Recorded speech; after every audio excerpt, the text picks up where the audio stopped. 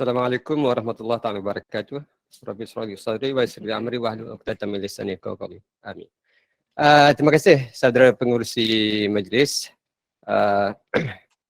yang berbahagia, Datuk Indra, Dr. Syahni bin Iman. Selamat jumpa sekali lagi Datuk Indra. Datuk Dr. Haji Azman dah kena keluar ya. Dr. Nik Muhammad Hafiz, Muhammad Fuzi pengurusi PIK mengiringi dah ada tu. Dr. Azlino yang banyak bantu biro latihan. Yang berusaha doktor tuan-puan, izinkan saya untuk guna bahasa rojak lah, campur English and Malay. And thank you for coming and thank you for inviting me, even though I sit dalam biro latihan juga.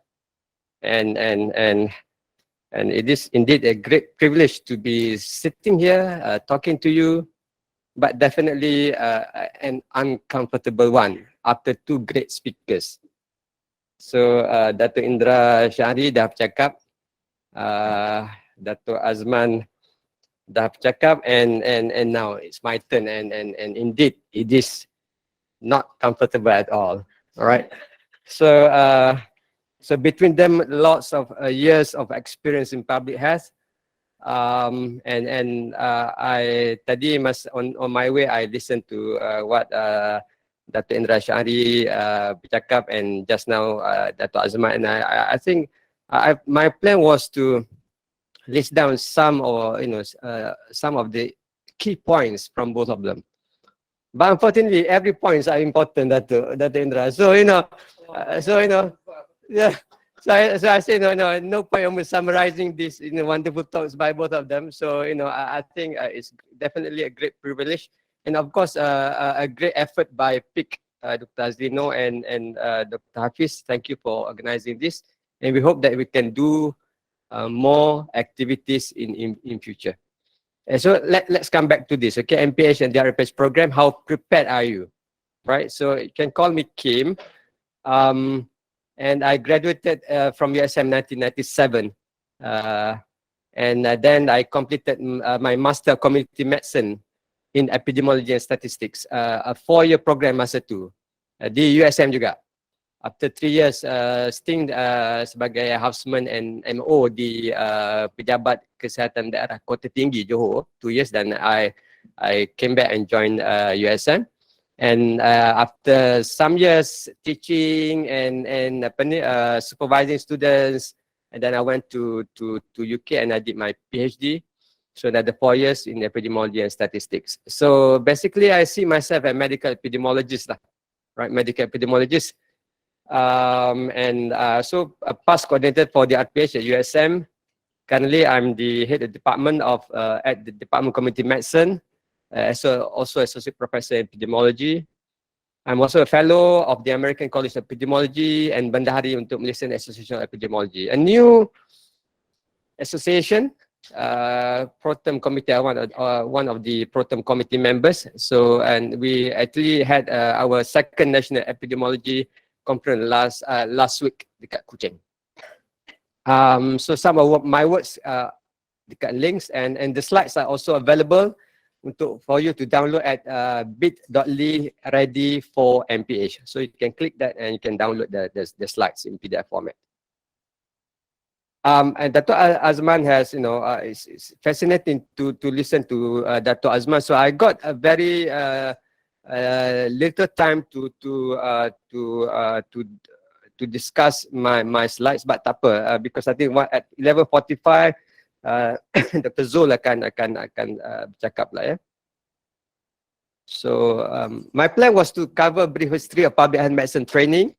Tapi I tengok Dr. Zul pun I rasa akan bincang juga public health medicine training in Malaysia and at USM specifically, structure of MPH and DRPH at USM, roles and expectations from a public health medicine trainee, some components to succeed, and a little bit about grade when you are doing MPH and DRPH.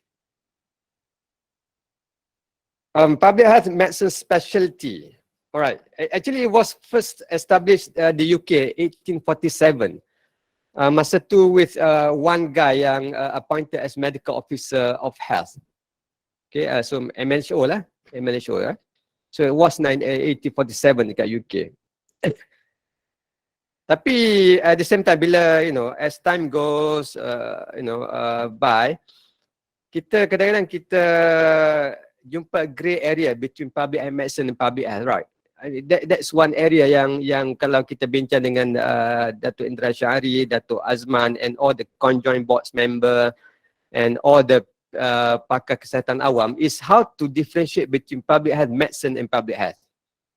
And one thing yang I think one of the inovasi yang kita rasa yang telah mengedepankan kita sikit bila I think since 3 or 4 years ago semua pakar telah letak pakar perubatan kesihatan awam atau dalam dia punya email ataupun surat. Sebelum tu dia tak pakar, dia kata okey, penolong pengarah, ketua penolong pengarah, nobody letak pakar perubatan kesihatan awam, which was quite embarrassing lah kan.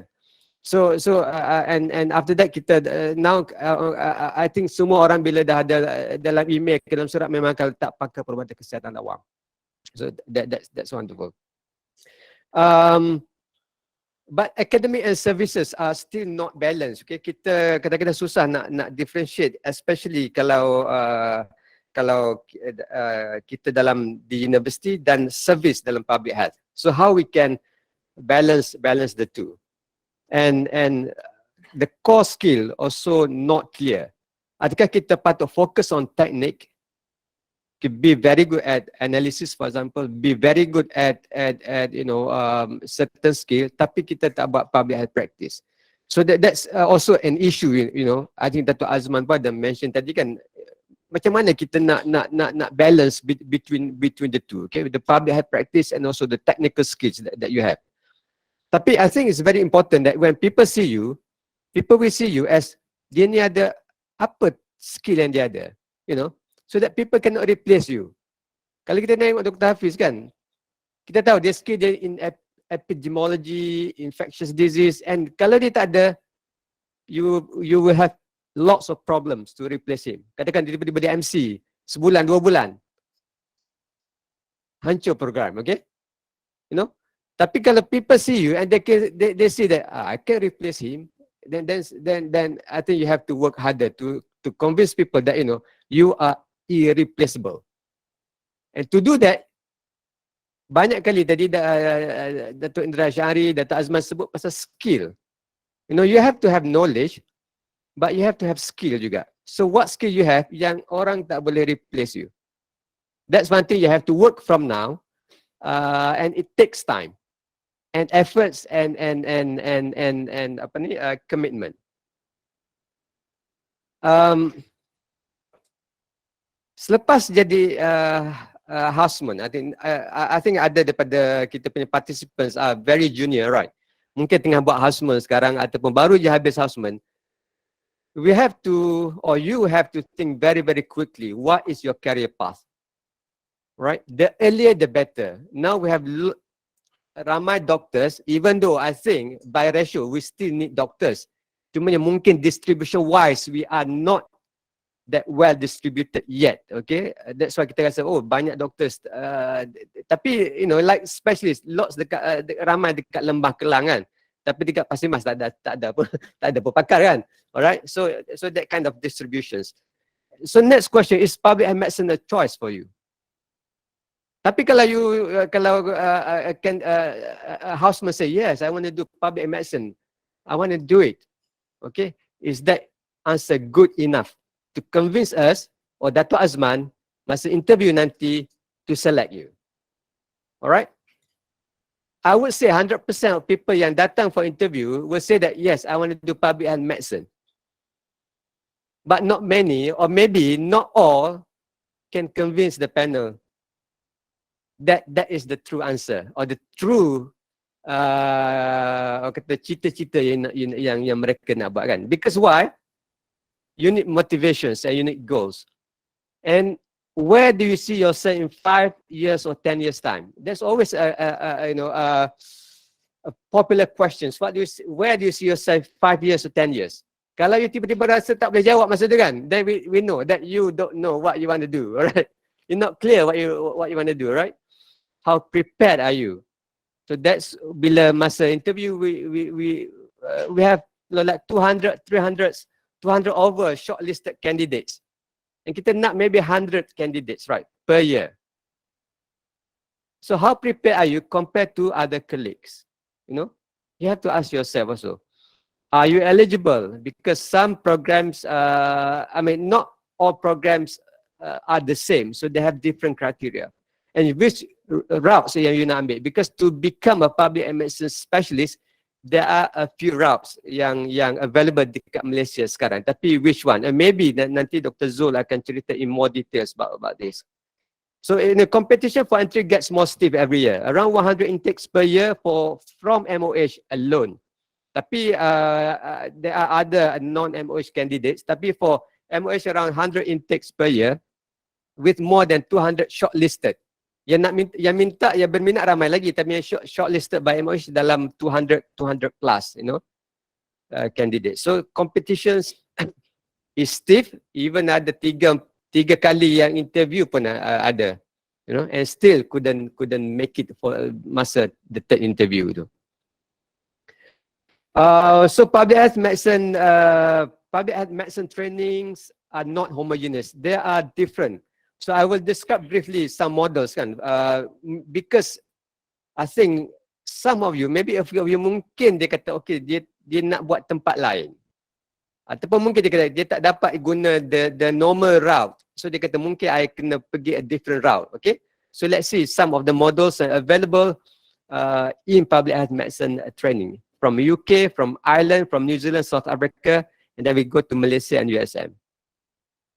Kalau dekat UK, applicants must have MBBS or equivalent medical qualification or first degree. So this is cuma different with UK and some other countries that for public health medicine, they allow medical doctors and non-medical doctors. Cumanya kalau medical doctors, they have to be registered with General Medical Council dekat UK. Adapun dekat sini macam MMC lah. Alright. And then, kena dah ada pengalaman kerja. Of course, kalau you dah pendaftaran penuh dengan MMC, means that you dah ada 2 or 3 years experience kan. Right. Kalau bukan medical doctors dekat UK, you have to have 48 months experience. So it means like 4 years experience in working with public health organizations. 4 years. Kalau bukan medical degree holders, right? And training takes 5 years, 5 tahun. Tahun pertama, tahun kedua, and then you go to first exam, and then third year, and then another exam. So exam based the UK. The New Zealand, the training is conducted and overseen by the New Zealand College of Public Health Medicine. This maybe kalau siapa-siapa nak bagi New Zealand lah, okay? Of course, it is not cheap and also depends on your qualification, right? So it's designed to provide the opportunity, structure and guidance for a registrar to develop knowledge. Again, dia sebut knowledge. Another one is skills. Right? Kalau ada knowledge saja tak cukup. Right? Not enough. Skills and third, professional attributes required to practice a public health medicine specialist. It has 2 stages. The basic training 16 months and the advanced training 29 months. So berapa semua tu? 45 months kan? Around 4 years lah.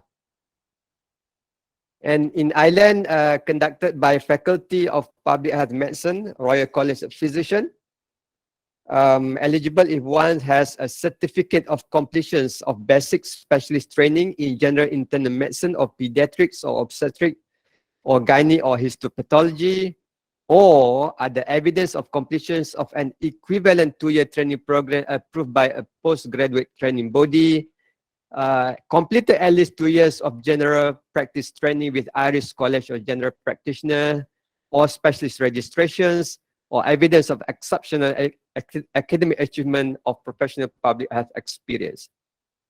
Siapa-siapa nak pergi island. Alright, and it has the core objective and milestone for the first and second years.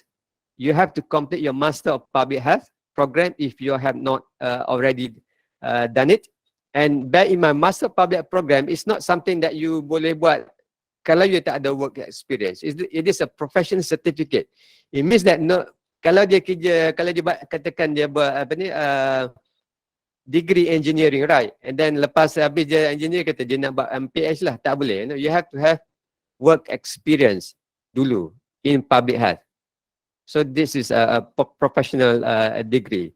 So and then dia ada health protection induction, acquire core competency in public health medicine, and then dia pass part 1 and prepare for part 2 punya exam, right?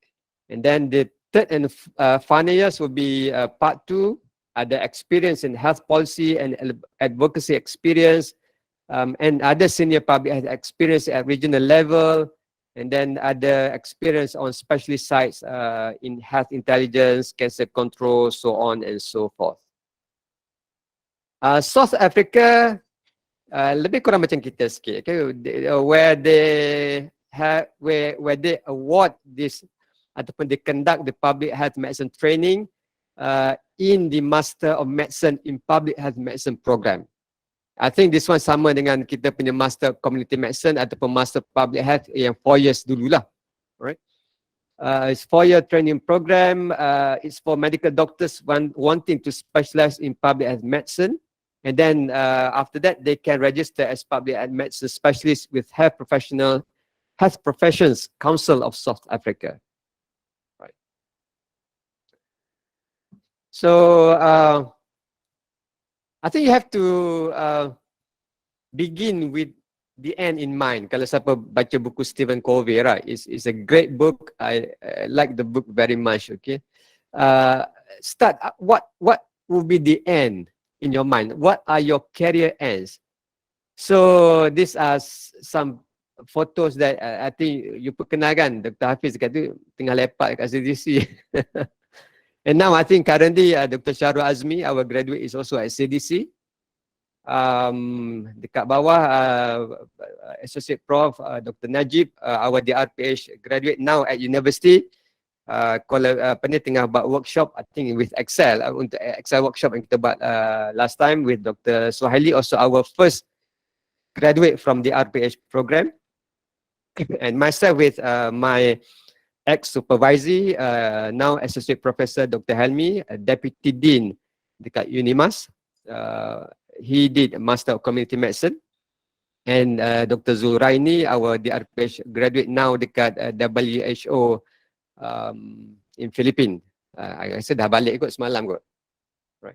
So you have to for those yang bercita-cita ataupun mungkin di peringkat awal, you have to see yourself what will happen to you during the next 5 or next 10 years. Very important. Alright. Kalau tak, you mengikut arus lah. Dan ke arus tu kalau sampai tempat yang baik, baiklah. Kalau masuk dalam longkang, ke longkang lah tempat kita kan. So you have to set your target so that people will not dictate you. Macam Datuk Azman pun beritahu tadi kan. Silap-silap kita kena kelentong je kan Datuk. So don't get kelentong lah. You have to be very strong. You have to be very clear of your direction. So the process, ini biasanya, if you look at how prepared are you. First, the decisions to choose public health medicine, right? Are you prepared to make such decision? Selepas you dah decide and you are fully committed, you go for assessment, right? Slide lari sikit dekat sini, sorry. Informal assessment and formal assessment through MEDEX or through interview, right? Dah prepare ke nak ambil MEDEX exam? Because nanti scoring nanti akan disort and only those yang dapat acceptable score yang kita allow to continue for MPH or DRPH to MPH program first. Okay. On top of that, kalau you perform badly in interview, that will also not help you. So you have to be acceptable in both, okay, the exam and also for the interview. All right. Lepas tu you masuk MPH, dekat situ another screening ada. Whether you pass and can graduate with MPH. Tapi tak boleh sambung di RPH because to continue for the RPH you need to get a CGPA of 3.2 at least. Alright, situ dah ada another screen lah. It is like part 1 punya exam lah. So not all can go or can proceed to the RPH after MPH. Some memang fail, some pass tapi pass dengan MPH saja, some pass with good CGPA 3.2 and boleh continue dengan di RPH. Right?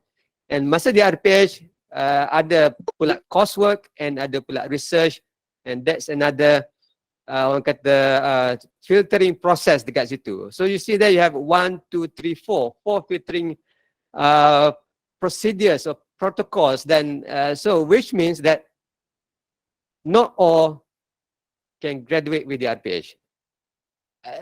Nak apa ni, nak kata semua boleh dapat tak? Okay, it's impossible. Okay, some will get stuck somewhere during that the whole process. Okay. So kalau dah decide, okay, if you have decided, okay, public health is something that I want to do, you can choose a few routes.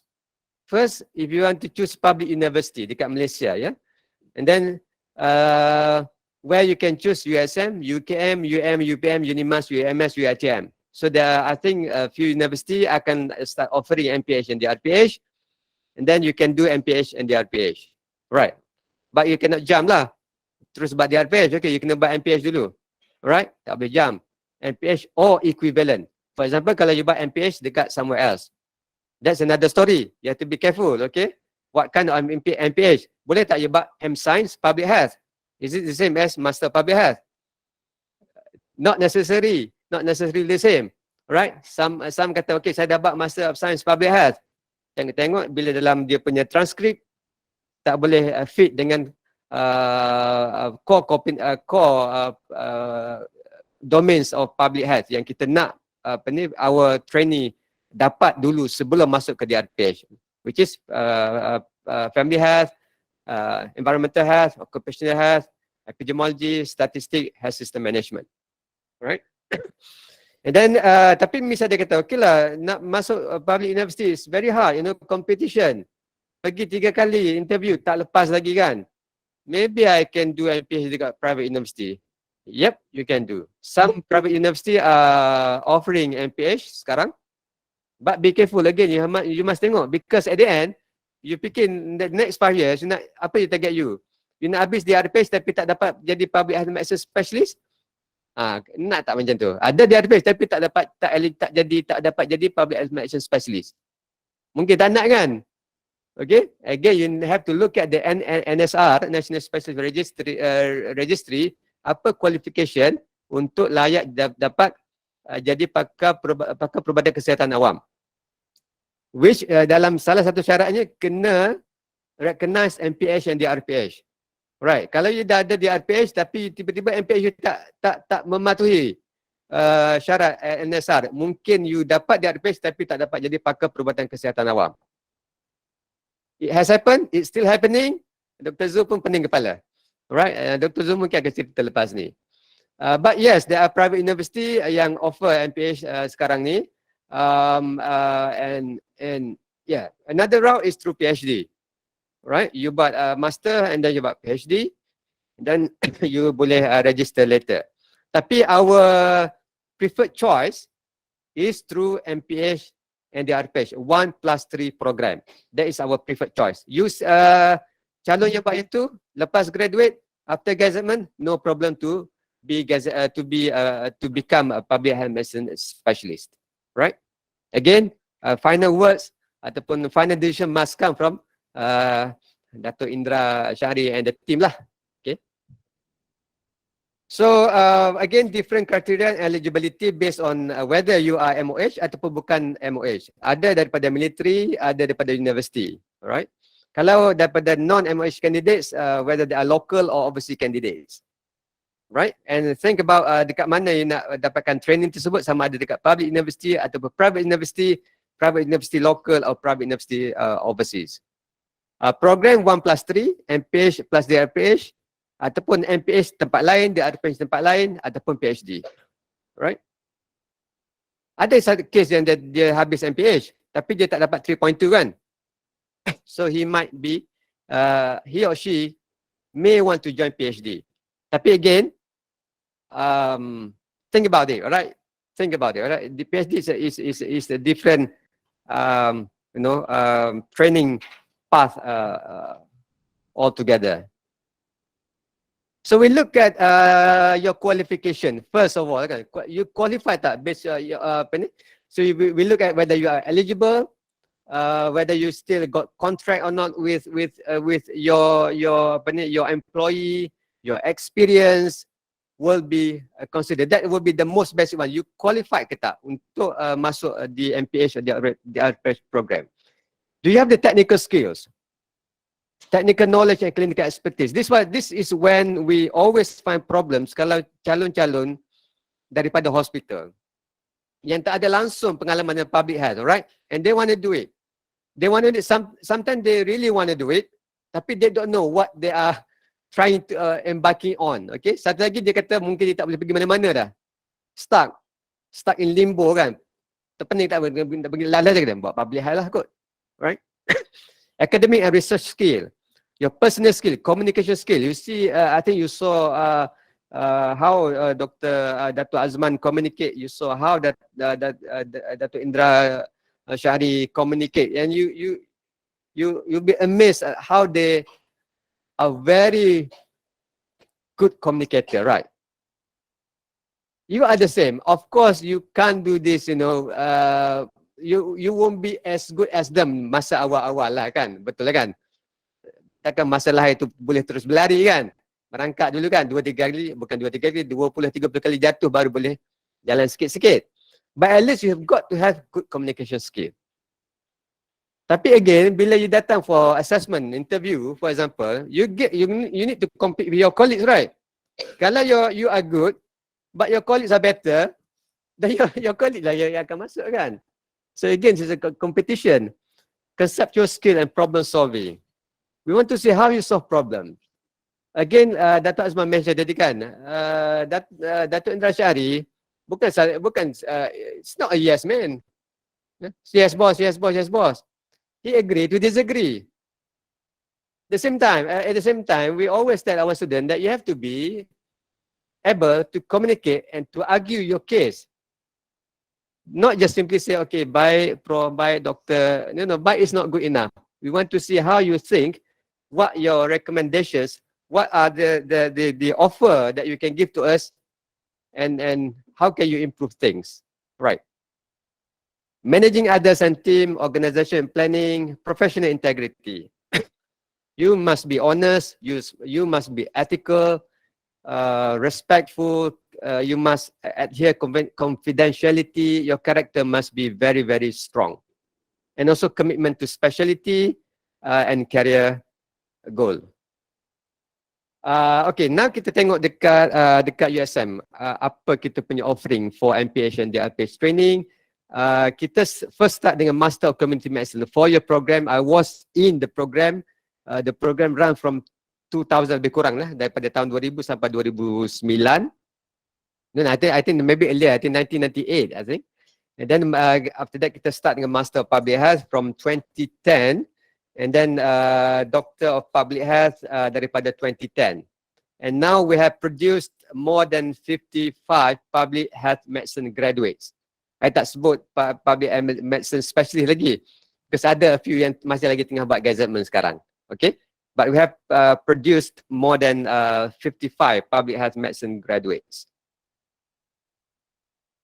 So these are the objective of MPH at USM. For the sake of time, I will skip this. And now, after MPH, what's next? After MPH, okay? You must possess Master of Public Health or MPH equivalent degree. This is where the grey area comes in. Kalau you tak buat MPH dekat Malaysia, you buat MPH somewhere else, ataupun dekat private university, adakah your degree is equivalent to MPH, right? And then you must have a CGPA of 3.2 at least baru you boleh sambung ke DRPH. Satisfactory physical and mental health conditions, and also ada syarat lah. Dekat USM a little bit different from other university because we are offering 4 DRPH program, right? One is DRPH in epidemiology, second DRPH in family health, DRPH in environmental and occupational health, and DRPH in health system management. This is kita cuba nak preserve what we have done dengan Master of Community Medicine. Masa tu kita dah ada specialty dah since 1998. So a bit different from other universities. So kalau nak masuk USM, awal-awal lagi masa MPH, you dah kena set your sight which specialty you nak pergi, right? So ataupun maybe it takes 1 semester masa MPH, and then you have to be ready to commit nak buat EPID ke, nak buat family health, nak buat environment, occupational ataupun health system management, right? So components ada coursework and ada research. MPH 32 units and research 8 units, and DRPH 25 units and research 65 units. Dato' Azman mention tadi kan, banyak kali dia mention pasal research, ability to analyze data, and that is very, very important, okay? One of our core attributes or one skill that make us kata above other colleagues in other special or other specialty, our clinicians colleagues are basically skills in research and skill in analysis. How can we deduce, how can we collect data, analyze data, and then make recommendation based on the data. That is one a few things yang kita way better than them, right? Tapi itulah masalah kita kadang-kadang bila kita boleh saya sebut kita kan, some of our colleagues, some of our students bila mana we ask them to engage with clinicians or their friends that yang tengah buat MMed kan, dia jadi a little bit gabra lah kan. Gabra ni apa? Anxious kan. So and which is not, you can't do that. Okay, you have to be very visible, you have to be very vocal, you have to be very strong at your opinion. Okay, kita tengok tadi Dato' Azman dan Dato' Syahri kan, how they are very confident of what they are saying, right? Okay, so the same thing that our students or our trainee must possess. Okay, tapi itulah kadang-kadang tu kan, itulah nak sebut kan. Tapi itulah, faham lah kan? Faham lah kan? Tapi cepat sangat apa, baik tuan, yes boss. No, I mean yes boss is not good enough. Okay, yes boss is not good enough, right? You have to be able to, you know, kalau you tak setuju, you have to be very brave to say that I think these are other options that we can do based on my reading, based on my review, based on my experience. What I can offer to you boss is this one. Okay, kadang-kadang kita dekat university, kita bila kita tanya kita punya student, okay, atau kita tanya kita punya supervisor, okay, lepas ni nak buat apa, ataupun dia kata tak tahulah macam mana nak apa recommendation prof, apa recommendation doktor. No, you should be able to tell that, okay, doctor, actually kita punya problem is like this, and based on my review, I rasa yang ni macam gini, A is like this, B like this, C like this, so I think I want to propose kita buat macam gini. You know, that's what we want to hear from you. Tapi of course your supervisor, especially the kind supervisor kan, mungkin macam saya lah kan, kita tak akan kata come on lah kan, takkan you nak cakap, takkan you nak tanya I kan, what you want to do, this is your project, this is your training, okay, you should own your training, right? Tapi as an adult learner sebab ramai dah kahwin, dah ada anak pun kan, so as you are managing your family, takkan you tak boleh manage your study, right? Okay. So so assessment masa MPH dan DRPH include tests. So it means that you have to be good at knowledge, right? Examinations, again, you have to be good at knowledge. Presentation, it means that you have to be good at critical thinking, uh, decision making, and communication. Field attachment, okay. Field attachment, another thing yang I think I want the candidates to take this very seriously. Masa kita 4 years program, kita tak ada masa, or we don't have the time or expertise to ajar what our friends dekat Ministry of Health buat, all the activities, the new guidelines semua kan. Kita tak ada, and in fact they know much better than us. We know the technical skills maybe better than them, tapi they know much better than us about the latest policies, guidelines, and so on and so forth. Alright, so masa 8 bulan attachment tu, you have, jangan asyik pergi meeting, masa meeting duduk diam lagi kan. Alright, these 8 months you must take full responsibility to learn the latest policies, latest guidelines, to lead programs, to lead activities masa di PKD ataupun masa di Jabatan Kesihatan Negeri. Alright. Always yang kita tengok our student bila dia pergi, dia kata okay, saya pergi attachment dan saya follow program ni, saya ikut program ni, saya ikut program ni. You are not a follower. We train you to be leaders.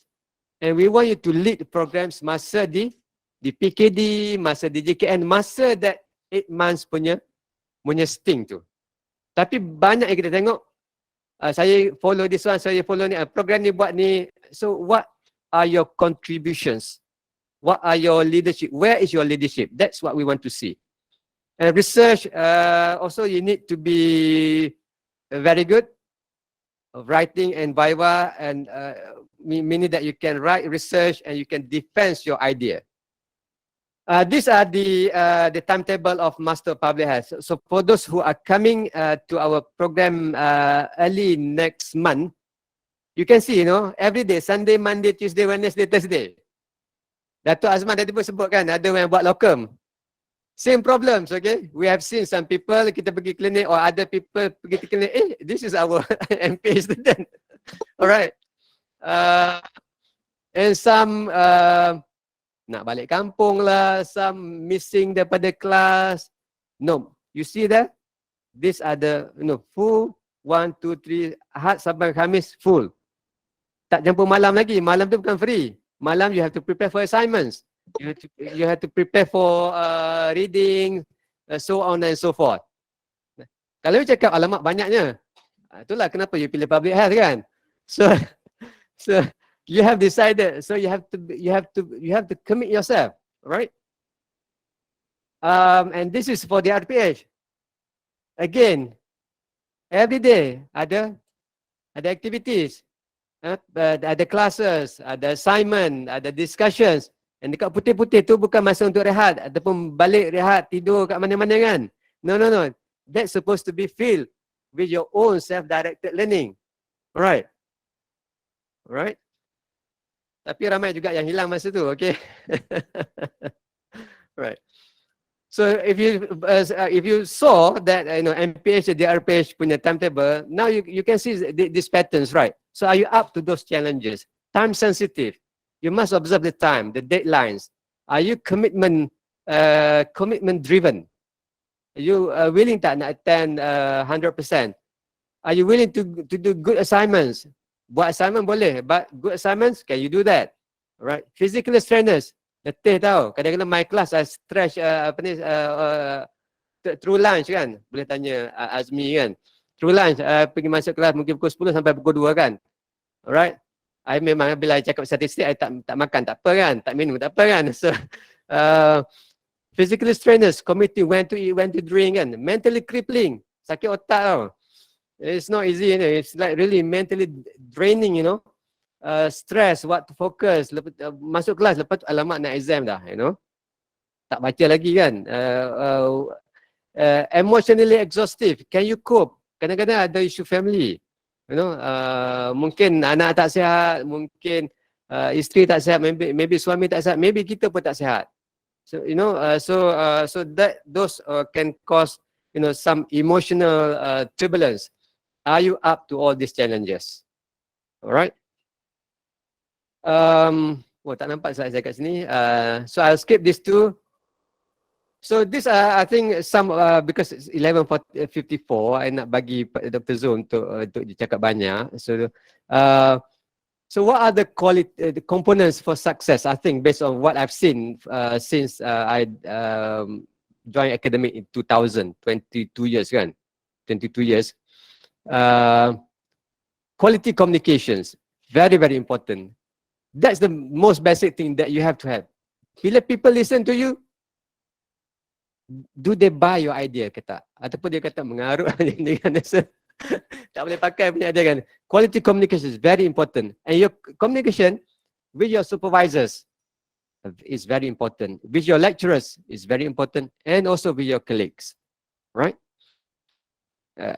Sepatutnya masuk juga. I rasa ada kat sini kot. Ada kat sini. Family Communication with your spouse also very important. Ada juga kan bila masuk ni kan. Satu yang buat MAT punya program, satu yang buat MPH punya program. Dua-dua ada kelas, dua-dua ada workshop kan. Anak siapa nak jaga? Right? Okay, communication is very important, alright? Discipline. Are you committed to the activities and do you respect the deadlines yang kita bagi? Right? Personality. You have to have strong personality. Tapi you have to be respectful. Respectful towards your supervisors, respectful towards your superiors, respectful also to your subordinates. You have to be determined, tapi you kena be flexible. Sebab kadang-kadang kelas tu tukar sini, tukar sana, assignment tukar tajuk, tukar sini kan. Kawan sakit, kelas kena ubah. So, you have to be determined but be very flexible. You have to be creative. Your ideas, your skill, your activities, your approaches. Sometimes our student always suka tunjukkan guideline or policies. But yes, there are written policies, there are written guidelines. But what are your thinking about those guidelines, about those policies? Are they applicable? Are they practical in our setting? We want to see how you think, how you appraise all the evidence. Jangan kita datang dan kita vomit saja. Kita tak nak copy paste. You copy paste policy je. Kerja you copy paste policy. That's when people can see that they can replace you. Kalau kerja you, cakap je and then ni daripada guideline, ni buat ni guideline, ini buat ni. Saya pun boleh buat cakap kan. Right? Tapi what is your ability to summarize the policies and to see which one yang works in your setting. That is very very important. Great. Alright, 5 minutes lagi. Thank you. Alright, leadership. How well you lead. Okay, how well you lead. I think this something yang Datuk Azman and Datuk Indra Syahri banyak kali mention. We are here to lead. We are not here to follow. Right, that is very very important. How good are you at communicating ideas? Great.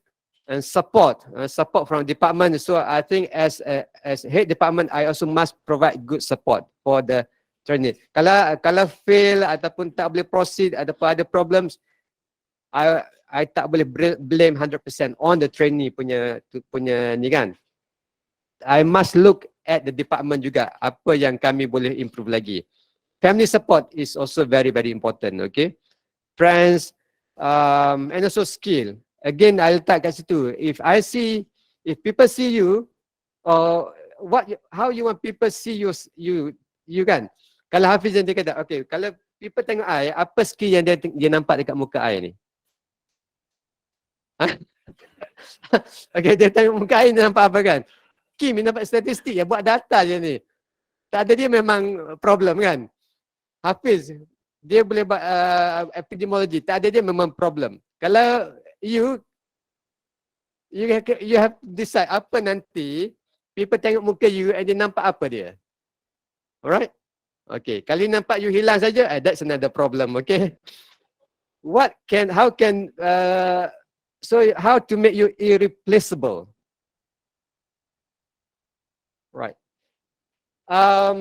I think this is another thing yang kita sebut. Kalau kita nak fokus satu benda kan. Okay, now let's say kita ada banyak benda. Of course, in life kan. We have our family, we have our hobbies. Okay, now let's focus on grit. Grit is something that you combine the passion and perseverance for only one goal. So this goal now is MPH and DRPH. Okay, other things, politik ke, kalau you minat politik ke, tak apa. Not the time now. Time now is for MPH and DRPH. Focus on passion and perseverance. So now you have to measure how grit are you. Betapa kentalnya yang kamu kan. Okay. So there's 12 item grit scale. That I think you can download. I ada bagi dia punya link. Ataupun you can Google. Ada dalam folder I ke? Tak ingat, nanti I boleh letak kat situ. 12 item grit scale. I think this is good for you. Sebelum you masuk kan, you buat kan. Adakah I kental ke tak? Jiwa kental ke tak? Okay. Untuk sebelum I masuk dalam program.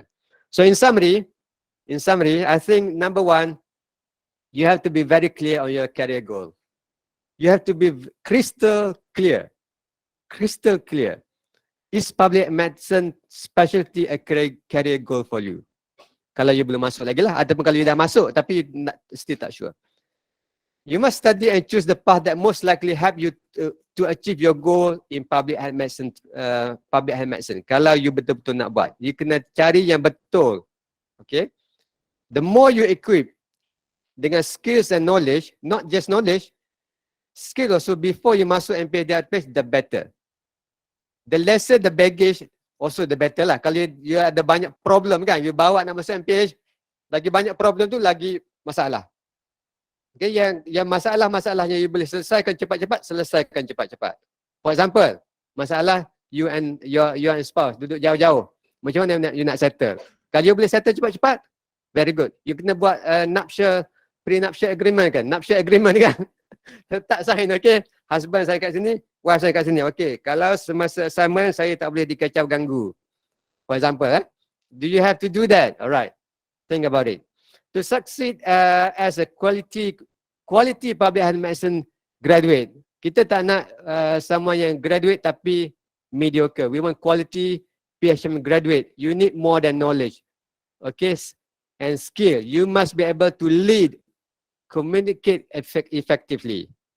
Very, very important. It is a 4-year project. Do you have stamina to complete the 4-year punya program tu? 4 year ni lama sebenarnya. Alright. Okay. Do you have the stamina? Are you willing to listen to your mentor? And sadly, not everyone will graduate on time. Satu, lambat. And not everyone will graduate pun. Not 100%. Okay. Kena cakap awal-awal lagi lah. Okay. A few will not graduate. Tapi that does not indicate you near a failure lah. Okay, janganlah balik fail. Kan, maksudnya saya ni telah gagal dalam kehidupan. No. It's just a process, alright? It's just a process. So I think before I end, I would like to acknowledge Dr. Indra, Dr. Syari, Dr. Azman, Dr. Zizam, Dr. Izami yang agree to join us today. Dr. Suhaili yang provide some information about our MPH program. Dr. Hafiz, Dr. Syarul, Dr. Zuraini, Dr. Sali, Dr. Najib, Dr. Umu dan Dr. Helmi yang bagi kebenaran. Sebenarnya tak minta lagi kebenaran pun, tapi kena gambar tadi. Terus letak je. Tapi I know them. Persatuan PIK and also Jabatan Kesihatan Negeri Kelantan. Okay, thank you very much. Assalamualaikum. Waalaikumsalam warahmatullahi wabarakatuh. Thank you, Prof. Kim, for his speech. We have one question only from our participant, Zaidani Atamimi. Assalam. Prof, could we get an advice on the best approach to find out more information about the public universities offering MPH, DRPH programs? I found it challenging to find in-depth information about individual public university when researching on the internet as part of preparation to enter HL program. Right, okay, that's very good questions. In fact, masa kita interview, even when we interview the candidates, we ask them, okay, which university you want to choose? And always dia kata, okay, UPM for example, many choose UPM lah sebab dekat Lembah Kelang kan. Tapi why UPM? What are the structures? You know? And this is where we can trap you. We know that you have not done your homework. UPM tak sure lah how many credit, how many units, what are the structures. I think you have to show some initiative. Especially because one of the interviewer will be from the university tu. Kalau you nak datang universiti dia, you tak buat homework kan, macam mana dia pun rasa excited kan? Kalau you kata, okay, I dah pergi ke department, dah jumpa dengan HOD dia, I dah belajar dia punya structure macam gini kan? And compared to dia ada colleague yang kata, oh, sorry, I tahu lah UPM ada lah, tapi I tak tahu in detail. Macam mana, yang people, the interviewer will choose kan? So I think, yes, I agree that the information yang listed on the university web page tu, tak cukup. In fact, that's one thing yang we ourselves have to improve. We should give more information. Tapi at the same time, for you to show some initiative and jumpa, tanya your friends. Tapi kalau dia tanya your friend, make sure the information tu tepat. Ada juga tanya kawan dia kan, dia bagi information tak tepat masa interview. Kantoi, okay? So don't do that. Alright, that will be my answer. Thank you. Thank you again, Prof. Kim, for information.